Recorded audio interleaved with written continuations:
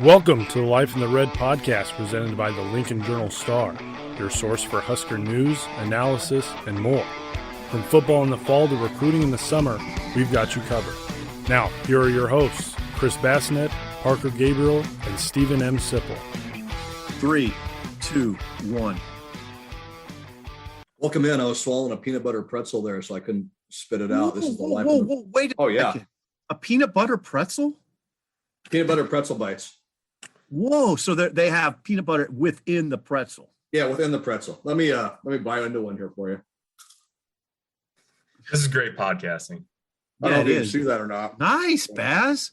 I've never had them. Costco. Oh, they're like crack cocaine. Crack cocaine. Black tar heroin is what they're like. Oh, hello. Hello. Happy I'm Friday. Chris. Happy Friday. I'm Chris. There's Steve. There's Parker. It is 12:17 p.m. Friday, January 14th, 2022. Happy New Year to everyone. It is we got a lot to talk about. Nebraska football has completed its coaching staff with the hire of Bryan Applewhite, running backs coach, and Bill Bush as special teams coordinator. Nebraska basketball playing at Purdue tonight. We won't talk about that one much, but they host Indiana Monday as the gauntlet continues in the early part of their schedule. And you and Parker and Sipple sat down and had a nice, long, wide-ranging discussion with Trev Alberts, Nebraska's AD. So we're going to get into that a little bit too, and you guys can kind of share what you're talking about. So First things first, we'll get into football. Like I said, Bryan Applewhite announced yesterday as the running backs coach, former running backs coach at TCU. Completes the Nebraska staff, 10 assistant coaches along with Bill Bush. Basically been a 2-month coaching search, essentially. The other 4 were fired November 8th. Yep. And the last hire was announced January 13th. I'll turn over to you guys. You guys have been on top of this from the beginning. Thoughts on Bryan Applewhite joining the fold here at Nebraska? Parker, go ahead. Yeah, it's pretty interesting. I mean, that the running back spot, we weren't quite sure what was going to happen with, from the start, from November 8th, when those 4 offensive staffers got fired. We said the way the numbers worked, if you wanted to hire a full-time special teams coordinator, something was going to have to get shuffled along the way. And for a while, because of the 3 hires that were made right away with Mark Whipple, Mickey Joseph, and Donovan Raiola, or not right away, but the first 3 that were made, it wasn't exactly clear what was going to happen with special teams and the running back spot. So that sort of became clearer when Tony Tuioti left for Oregon right before Christmas. That paved the way for Bill Bush to become the special teams coordinator. And then the goal was to just go out and hire the best running backs coach you could find. And Frost, Trev Alberts told us on Tuesday, and we've heard this sort of all along. I think Scott Frost talked to a bunch of different people, some at the college level, some at the NFL level, and settled on Bryan Applewhite as his guy. He's 25-ish years as an assistant coach in college football. He's coached running backs basically that entire time. Was at TCU the past 2 years, Colorado State for 5 before that, Louisiana Monroe for 5, Wyoming for 6 from 2003 to 2008. So it's a guy who's been a lot of different places.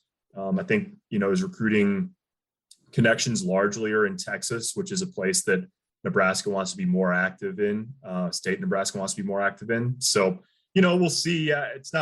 I don't think it's my job to sit here and say whether it's a great hire or a good hire or a bad hire or whatever. The proof will be in the pudding, but they had a lot of options. They had a lot of interest, and this is the guy that Frost settled on. Yeah, I think, Parker, it's safe to say, now correct me if I'm wrong, I know they interviewed Petrie. What's Petrie's first name? Yeah, Michael Petrie from the Chicago Bears, yeah. Yeah, I know they interviewed Michael Petrie, of the Chicago Bears. I don't know if they interviewed Greg Knox, but he was on their radar screen. I believe they did, yeah. Okay, so Greg Knox was at Florida, and Ron Brown was in the picture too. I think that was pretty much – that's what it came down to, is I imagine, or I think, based on what I know. Yeah, I'm like you. I don't really – to be honest, guys like that I don't know too much about, it's hard to really judge. I mean, I have never seen him on a field coaching – or I'm familiar with some of the guys he's coached, but I don't. Oh, yeah, Sipple's internet connection is a little unstable. Be a good fit. There you go. Yeah, you're back. Am I out? You Okay, cut back. You're back in. You cut out there for a minute. Oh, yeah. Well, they thought he'd be a good fit. I think they liked the fact that Parker kind of alluded to it. He had to recruit to some tough places, Yeah. right? I like the fact he's been at places like think about taking your family to Laramie, and then to Monroe, Louisiana. I mean, you're really going to some outposts that with kind of different culture, much different cultures. Going to Fort Collins, then going to Fort Worth, and then going to Lincoln. I mean, it's really an interesting ride he's had. Yeah. And you have to recruit, it's not easy to recruit to Laramie. It's probably not real easy to recruit to Louisiana Monroe. So yeah, I like that part. As far as this whole thing goes, I've said it a couple of times, but I'll say it again. November.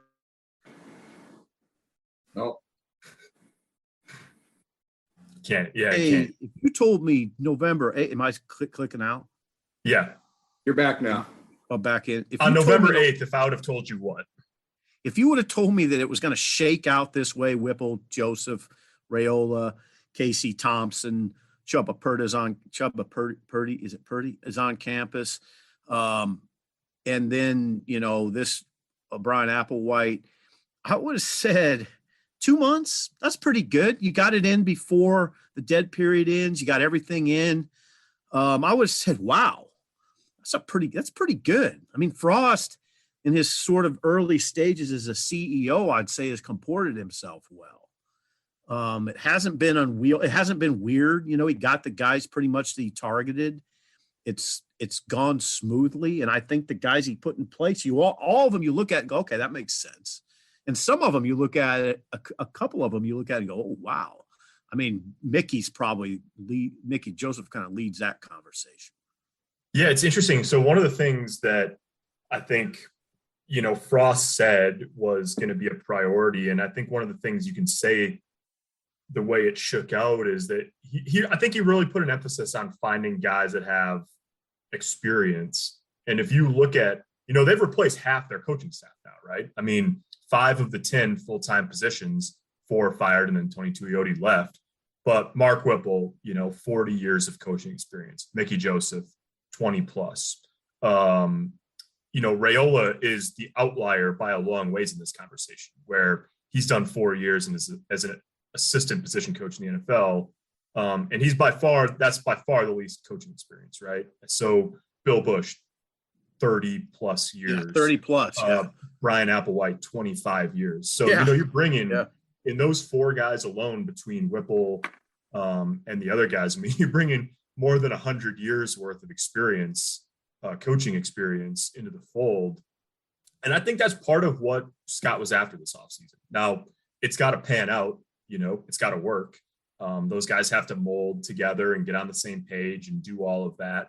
But, when you're looking at one of the things that Trev told us, we're going to talk more about that conversation here. But one of the things that he told us, and that it's hard not to believe him when he says it, is, he said the guys that Scott targeted, he got.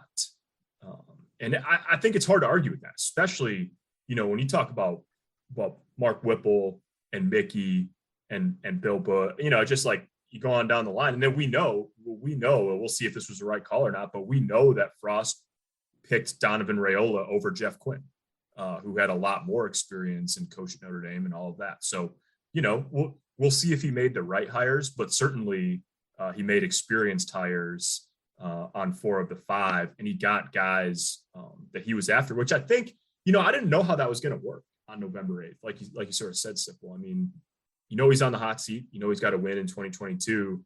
And yet he was able to go out and get guys that have a lot of experience and guys that probably had interest from several other schools too.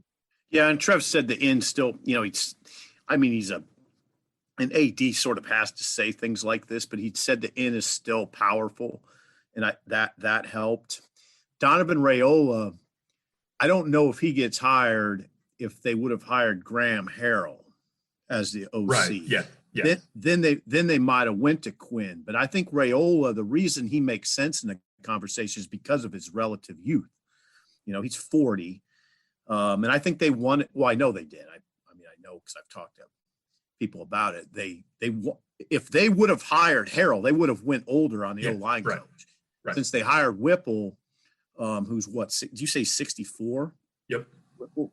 Yeah. Then they made the cognizant choice to go younger with the O-line coach. Right. So there's that. Yeah, I mean, we'll see. You got it. I mean, now you got to see how it works in the spring, and we'll get a better idea. But I mean, this has to work now. I mean, it has to work fast, and I imagine they're working right now. They got guys on campus. The guys are full. The guys are all in now. They're all working. By the way, Bush, when you look at Bush's resume, it is really impressive. I mean, they got guys that like Mickey, who's coached a Blitnikoff Award winner, and Bush, who's coached a Thorpe Award winner. It's pretty, yeah. I mean, I guess I wouldn't have expected it to be this good on November 8th. Yeah, and Whipple had a Heisman Trophy finalist as his quarterback last year and a Blitnikoff winner at receiver. You know, I mean, it's all very real, right? It's all that stuff is very real. You know, it's real, it's man. It's very real. It's crazy. So this has been, I think people, if you're listening to this podcast, you probably follow our work at least to some degree, follow Nebraska football to some degree. It's been a busy, I don't even know how long it's been, 7 weeks, almost 2 months, month and a half since the season ended. It's sort of remarkable when you think about everything that's happened in a relatively short period of time here. Half the coaching staff, like we said, 9 Division I transfers are already, part of the picture. Several of them are getting to campus this week. When you talk about Casey Thompson from Texas, Trey Palmer, the receiver from LSU, DeAndre Jackson, the running back from Texas A&M, Hunter Anthony, the offensive lineman from Oklahoma State, Kevin Williams, all of those guys, like it's kind of remarkable, not only have they turned over half of their coaching staff, but they've got a new veteran quarterback. They could have 2 new quarterbacks by the end of this weekend, depending on what happens with Chubba Purdy. The Florida State transfer is getting to town today for his visit. And it's kind of wild. You got 2 new offensive linemen, 2 new receivers, a new running back, a new defensive back in Tommy Hill, a new set of specialists with the punter, Bashini, and the kicker, Timmy Bleekrode. Like, it's really been sort of like extreme makeover Nebraska football edition, for the last 7 weeks. Yeah, and Trey Palmer's probably their return man, by the way. Yeah, right. So they had to target some areas that were critical on special teams, and I think the guys they got are good. I mean, when you talk about, okay, so you could say, Sipple, come on. How do you know? Well, Bushini's numbers translate from FCS to FBS. The field doesn't change. I mean, it doesn't, the goalposts don't get smaller in the FBS and the FCS. So Bushimi, and who's the kicker from Fordham? Yeah, Timmy Bleekrode from Furman. Yeah, not Furman, not Furman. Fordham. Yeah, same thing, Furman, Fordham. Sorry to the Rams and sorry to the Paladins. Oh, good job, Baz. Good job. Wow, yeah, that's impressive. I did not know that. But God, Baz. But yeah, those guys, that again, real. It's real. Bushimi's numbers translate. Beekroad's numbers translate. Yes. They got.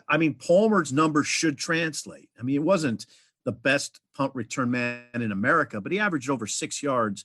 And Nebraska had 27 punt return yards last season.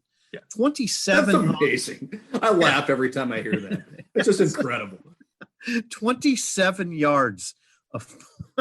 You could take all of Nebraska's punt return yards, and it wouldn't get me from my front door to my mailbox at the end of the drive. What would DeJuan Gross say about that? Come on, he's rolling over in his grave right now. He's still alive. He's not dead. He's not dead. That stat may kill him, but he's not dead. Yeah, but anyway, he's going to roll over in his grave. I think they've done a pretty good job in some spots for sure. Trey Palmer, I would classify as a mega get. You almost pencil him into the return jobs, and then I would say he's going to be one of their 3 best receivers for sure. Right? Am I out of my mind here? Yeah, no. It's interesting when you think about the way that and I said this and wrote this late in the season, that for as much as Nebraska is losing, okay, we can paint this picture really clearly.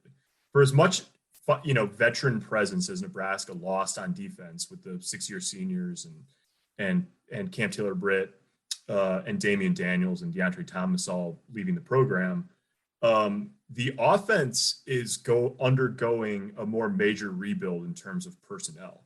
And you can see it really clearly. I mean, out of their 9 scholarship transfers so far, 6 are on offense and 1 is on defense.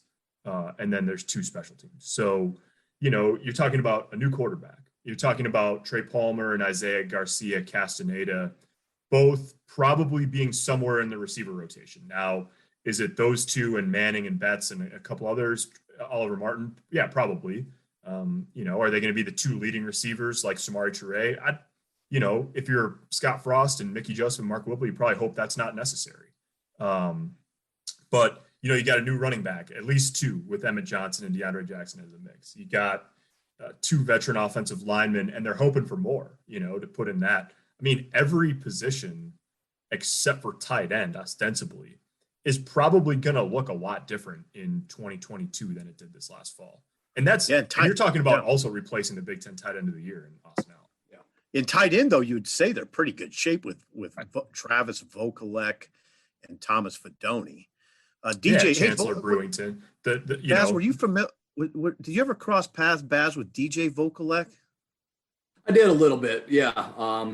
He was down in Travis was at Kickapoo High School down in Springfield, Missouri. So I knew of him. I knew of DJ a little bit. Yeah, I didn't know him. He's joining the staff as an analyst. I think we can say that, right, Parker? DJ Vokalek? Yeah, it's not done. I checked on that the other day. It's not done yet, but that is the plan, yes. Okay. So we said it, and that's it. Move on. Breaking news. Breaking news. Sound the alarm. Breaking news. DJ Vokalek. Woo. I guess if we're gonna bring this up, we should probably say he's been the linebackers coach at Northern Iowa. For Mark Farley, he was Chris Kolarovic's linebackers coach at Northern Iowa at the FCS level. So okay, yeah, we brought it up. We certainly did. Yeah. All right, now here we move. What else we got here? Well, any more football talk? You guys want to talk about? You want to get into your conversation you had with Trev Alberts earlier this week? Yeah, I guess it's sort of a natural segue. I mean, there's, one of the things we talked to him about was the sort of staff, the resources to hire a good coaching staff, and Sipple, I think we can make this transition. Might be a little clunky, but the salary pool right now for Nebraska is at $5.1 million. And that's before Bryan Applewhite's salary. So they're going to end up somewhere in the 5.5 range. There's going to be some raises for defensive coaches too. Although I don't think, Trev said this, it's not going to be anything outlandish. I wouldn't be surprised if Eric Chenander gets somewhere near the Mark Whipple range, which is 875. Don't think it's going to be higher than that probably. But anyways, there's sort of, Trev talked about, investing in people and the potential for great return on investment when you're talking about, experienced coaches, veteran coaches, successful coaches. But I thought the conversations overall that we had about money were really interesting. I mean, he's got an eye to the future, and he at one point said, we need to find every piece of revenue we can because we're going to need it in the future. Because of changes coming in terms of NIL and potentially pay for play for players down the road, and the amount of facilities work that they're doing. Obviously, they upped their fundraising goal on the Go Big project from $100 million privately fundraised to $125 million because they want to bond a little bit less of it because he's wary of debt service 5 years, 3, 4, 5 years from now. It's amazing. He's on a kick of being very financially aware, I think, going forward. Yeah, you said it very casually, the potential for pay for play, but he made reference to a legal case that is will be heard by a judge in Pennsylvania. In what year is that, Parker? One of them that he mentioned was January of 2024. Okay, so yeah, those are the things. Now, see what people. It sounds condescending, but what people need to understand is Nebraska can't wait for that case to potentially pop in favor of the student athlete, and then Nebraska have to react. I mean, you have to prepare for the eventuality that it could occur, even if it may not occur. And if it does occur, then you got to be ready for it immediately. So that's the kind of things he has to have an eye toward. I was struck during the conversation by how difficult his job is. And he didn't say it was difficult in so many words, but he did say that he didn't expect it to be quite the way it is. Yeah. So that was interesting to me. And a lot of it comes down to the financial elements and how the landscape in college athletics is changing. I also thought it was interesting what he said. The thing that really hit me hard and resonated with me most was that whole discussion I think people have. I mean, I hear from people that when they watch Alabama, Georgia, and they say, oh God, we're so far away from that. And that discussion always is going. And he had a good, what I thought was a very measured, grounded response. And that is, look, first of all, we're starting over. We got to learn how to tie our shoes, which is interesting to hear him say that. But also, hey, let's just start by being the most physical team in the Midwest. Which by itself is not an easy task, right? No, and they're not there. They're not anywhere close to that, because you're talking about Wisconsin for one, Iowa, whatever you consider the Midwest. But that makes sense to me. I mean, and I think that could make sense to the fan base. Let's not worry about Alabama and Georgia right now, that whole Southeast, or the whole South.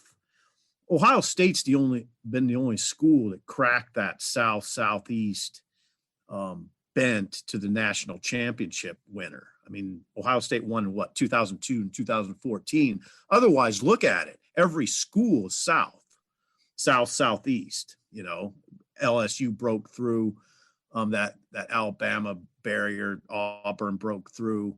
Oklahoma broke through. Clemson. But it's all South. Texas broke through. It's all South though. So Trev saying that makes sense to me. Let's not worry about that right now. Let's just be the most physical team in the Midwest. And then maybe, he didn't say this, but what I would say is then maybe you can start competing with those teams, Well, and that's not to turn the conversation this way, but that's how it was, 30, 40 years ago, right? Nebraska was the most physical team in the Midwest. And then eventually it got to a point where it was competing with the Miamis, the Florida States, teams like that. So it's kind of maybe not the exact same plan, but the same idea, certainly. Oh, Baz, That's exactly right. Baz, you're old enough to remember you just took for granted on Saturday that Nebraska was going to be the more physical team. Yeah. I mean, people that are young don't remember it was, the big thing about Nebraska was they would beat teams, and then those teams they would struggle in their next couple games because they got beat up so bad. It's not happening. I don't know where that went. I mean, I guess I wrote that I think that started to go by the wayside when Steve Peterson was hired in 2002, and he kind of blew up the whole culture here. And then it kind of started going away from Nebraska as a super physical program. And then it got to the point where that wasn't even really, they weren't even trying to be that way, Yeah. So now Trev, maybe somewhat predictably because he played in the early 90s, is trying to bring that mentality back. Now, to which you would say, wait a second, Sipple, they have Frost, who's the most physical quarterback you've probably ever seen. But I don't know, his offense never really played that way. But I think he understands now after a few years. Yeah. Yeah. And it's interesting too, Baz, you said that. I mean, that's exactly the example you used of sort of gaining on the Miamis of the world was the example that Trev used when he said, how long did it take Georgia to get to the point that they're at where they could actually break through and do it? And he mentioned that, his career at Nebraska, how they got blown out by Miami. And then the next year they were a little bit closer. And then the next year, they lost by 2 in the national championship game. Then you finally break through the year after that. And he sort of said, that's what Georgia's been doing. They got within striking distance and then they gradually closed the gap. And it took a long time. It's not an overnight. 40 years. Yeah. 40 years. 40 years. Yeah. So, this is not like hey, in 2022, you're going to physically dominate everyone in the Big Ten and all that. They got to win, obviously. But it was very interesting conversation. We talked a little bit about hoops too. Yeah. Hoops.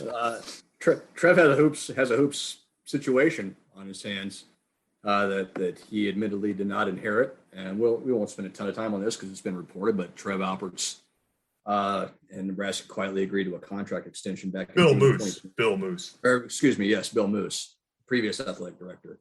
And Fred agreed to a contract extension back in June of 2020 after Fred's first season, added 1 year at $3.5 million to his contract, which for those that are interested in such things would put his buyout after this season at $18.5 million if Nebraska were fired without cause, which tells you that's probably not going to happen at this point, considering the financial situation that you guys touched on already when talking to Trev Alberts. So it was interesting to hear him talk about that. He's also got a team coached by Fred Hoiberg that is currently 6-11 and 0-6 in the Big Ten. I thought his comments were really interesting, talking about watching the women's team and the way they play, and watching the baseball team and the way it plays, toughness, competitiveness, don't quit. And then he said it. He said you don't always see those things with the men's basketball team right now. So it's not in a great spot for Nebraska. It's going to get a little worse tonight. Again, by the time you listen to this, that game will probably be over. But Nebraska's at Purdue tonight. Toughest game left on their schedule by any metric you want to look at. Purdue is favored by 20, which is just an astronomical number in a Power 6 versus Power 6 game. You don't see that a lot in a Power 6 non-conference game, if we're being honest. So that's the long and short of it right now. Nebraska's got to get through this one. Whatever's going to happen is going to happen. We all have a pretty good idea.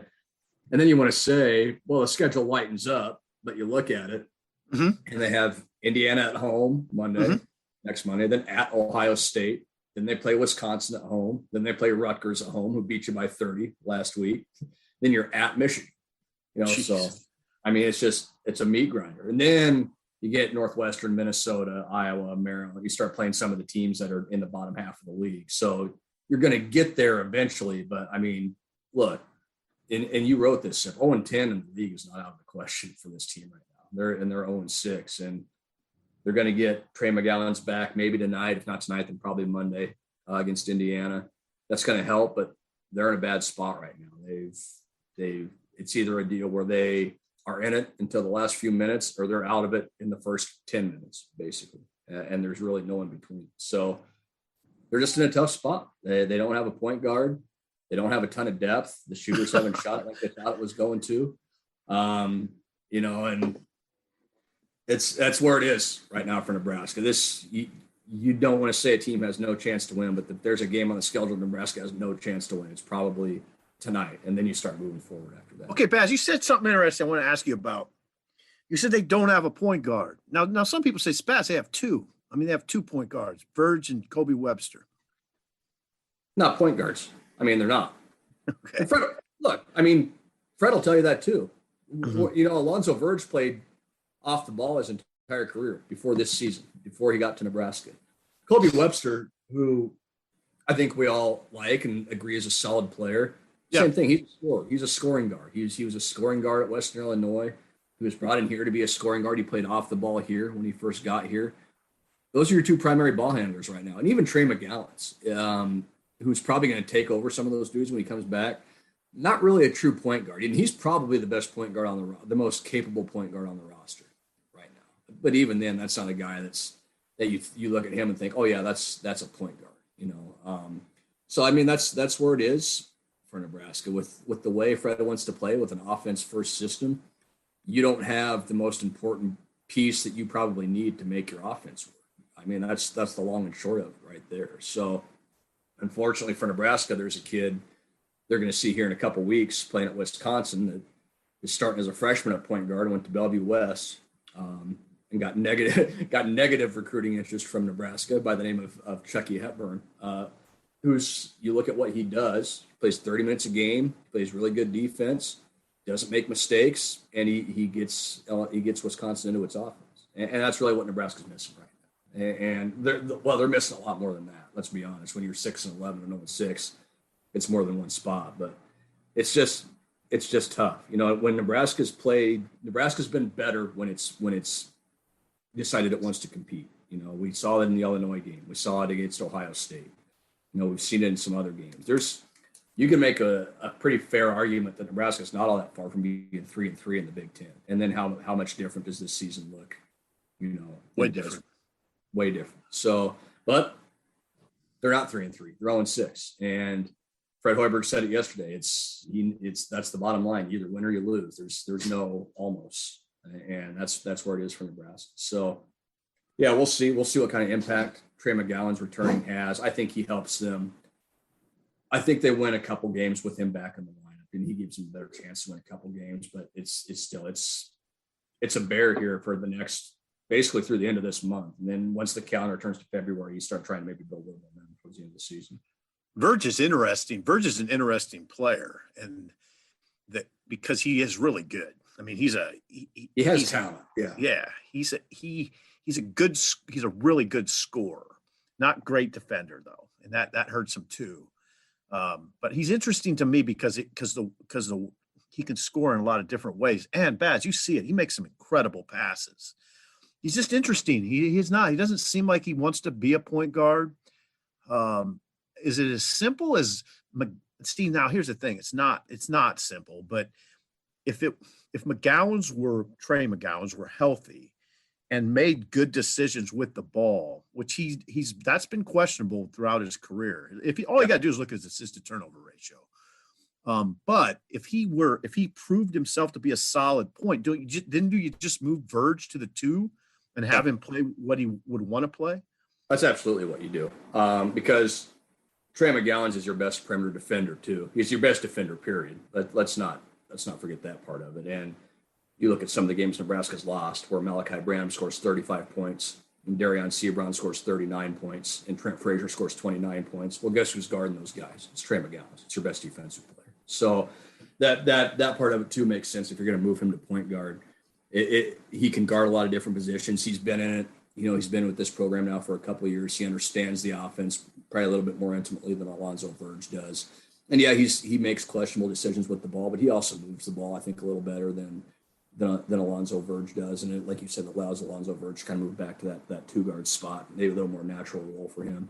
So yeah, we'll see. We'll see what it looks like. I mean, at this point, what do you have to lose by trying it, right? You haven't won anything yet in the Big Ten. You're 6-11. If you make that move and that turns out to kind of unlock Verge a little bit and get him going, and Trey McGowan's can be, just solid, competent, at the point guard spot and give you really good defense. Now you have something. Yeah, absolutely. You know what you got with Derek Walker inside. You're starting to get a little bit better shooting from guys like C.J. Wilcher and Kisi Tominaga. Now at least you have some semblance of what looks like a plan to kind of go forward once he's back. It's amazing how similar this conversation is to last year, though, right? I mean, the plan going into the year was for Delano Banton to be the point guard, and he struggled in that role. And then it was, maybe Trey McGowan's can take some of the pressure off of Banton by handling the point more. And they went to that, and it works in stretches. But you didn't come out of it feeling like Trey McGowan's was a true point guard, which is the same conversation we're having now of like, you've got this interesting, like obviously Banton and Verge are very different players, physically and probably skill set wise too. But like you have this sort of interesting player that you, in a ideal sort of fanciful world, would be a very nice option at point guard.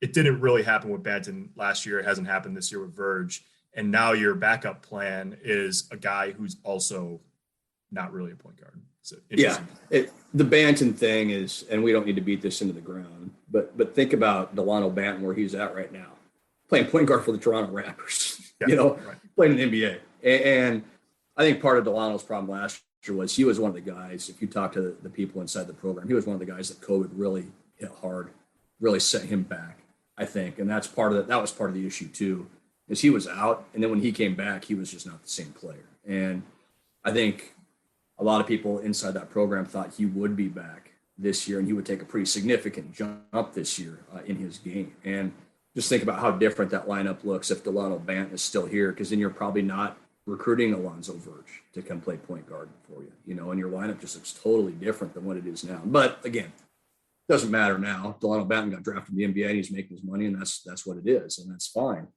But it just shows you how fickle this business can be, this game can be. You had a guy declare late for the draft. You had to go get somebody else. That guy's now your starting point guard, and it hasn't worked out. So, yeah, I mean, you don't want to oversimplify it for Nebraska because it's not simple. There's a lot of things that you can point to for Nebraska's struggles, but that's a big part of it right now for the Huskers. You said something interesting, and it can be fickle, but that's why you tip your cap to programs like Michigan State, where it's not fickle.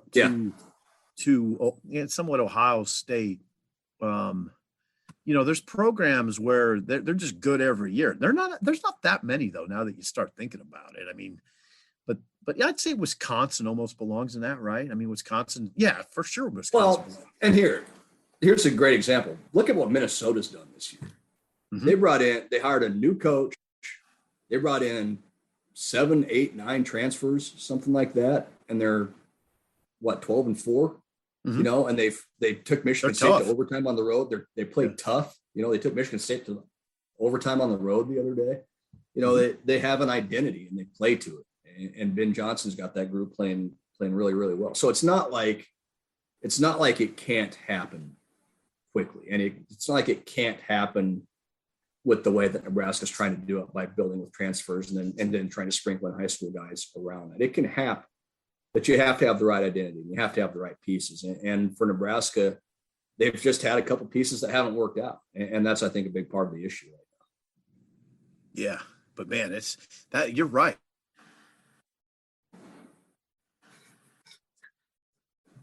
Internet's tough on Sipple today. Oh, hold on. Can you hear me now? You're right. Hear you now. Yep.